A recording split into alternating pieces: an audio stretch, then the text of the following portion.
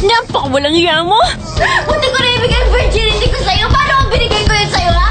Paano mo isasali yan? Kaya ko pong magtula. Friends, romance, countrymen, lend me your ears. Ang lalaking manluloko, hindi basta-basta tinatablan nyo ng salitang packshit lang. Ang titibay ng mga sikmura nyo eh. Paasa kayo. What is the meaning of this? Akala ko ba akong mahal mo?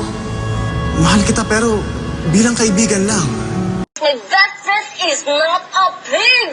Hindi siya baboy! Healthy lang siya! Walang masama doon! Are you there? And I thought, oh my God, look at that face. You look like LeBron James.